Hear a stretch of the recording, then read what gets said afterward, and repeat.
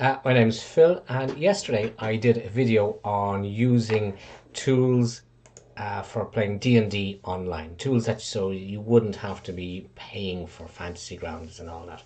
And one of the tools I used at the end, I mentioned at the end, was improved initiative. And I want to just go back and revisit that one. And it's a very handy tool. It's one I actually think I probably end up, I could see myself using post COVID when you get back to the real world. I think for me anyway, and I'm not sure if it's true for all DMs, tracking initiative in combats can be quite, well, not just initiatives, but the whole combat encounter can be quite strenuous. You're there and you go, all right, I'm going to have this, and I'm going to have this character, and I'm going to have this character attack, and I'm going to have these, and I'm going to, skeletons are going to come out, or whatever they are. And then you get into it, and then you suddenly realize, okay, we're going into combat, and everyone rolls initiative, and you have your characters, and then you've got loads of sheets, or you've got pages in your book bookmarked, and because, well, I don't remember all the stat blocks of everything that's going to be fighting, and you're going back and forward, and it's the one part of your game that I think can really fragment action. And when you think about it, combat is the one bit where it should be bang bang bang bang bang. It shouldn't be bang. Okay, it's your go. Okay, now the skeleton goes, and how far does the skeleton move again? Okay, and what's his attacks? And where did I have that bit of paper now and a reading? Oh, what page was that in the book? And he does. That's one way to really come across poorly. Yet at the same time, for a DM, there's a lot of balls in the air that you're trying to juggle. And I like this initiative tracker because it can take a lot of the stress out of for you. And I could see myself in future running it on a tablet and just having it, and just for my own benefit. Not necessarily, I'm not talking about having a player view and they look at a different monitor and they're seeing it. I'm just talking about, for selfish reasons, the DM. So I'm not sure if there's much documentation online about it, but as an engineer, I tend not to read documentation and just go at it.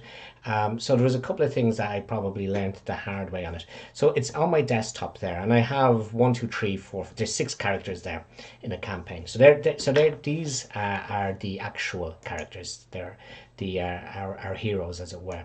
And you can see there is an encounter here called Undercastle. Now, what's nice about this is, so here's our characters, and let's say we want to add creatures. So there's a search bar comes up, and you can type, let's say, go for a skeleton, which is spelled correctly. So it's showing us, okay, there's a minotaur skeleton, and a warhorse skeleton. So let's say in this combat we're going to have 2 skeletons and maybe a skeleton horse. Warhorse. Maybe the skeleton decides to be on the skeleton warhorse. Who knows? There are several things you can do. You can just go, right, we're going into combat, skeleton, another skeleton, and a warhorse. And there you go.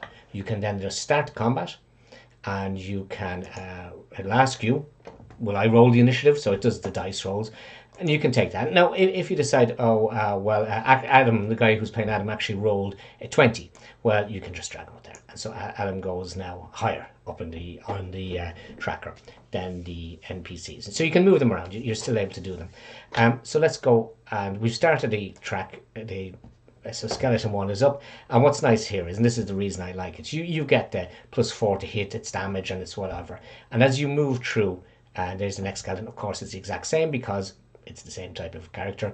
And then let's say there's the warhorse, and it comes up with its dex and its strength checks and everything. And you can be looking at this, and as it takes damage, it goes into Torvi's go. And Torvi, one of our characters, decides to have she does 10 points of damage, and bang, it's straight away, it's changed up. And skeleton 2 runs away around the corner, so he's gone. So it'll pass along over it. So that's nice, and that's setting up straight on the fly. Away you go. But there's other things you can do. So I'm just going to stop that track there. I'm going to go back to the library tab. So there's other things you can do. So let's clear that encounter down. So how you clear it is just sweep and brush here. You hit clear, and it says, yeah, you want to reset it. Of course you do. So there's just your characters. So what you can do beforehand is you can have, let's say, set up. So you say, right, they're going to probably meet my 2 skeletons and the warhorse. So let's plan this. So you go to your creatures and you type again like we did before. So exactly as before, skeleton, and warhorse.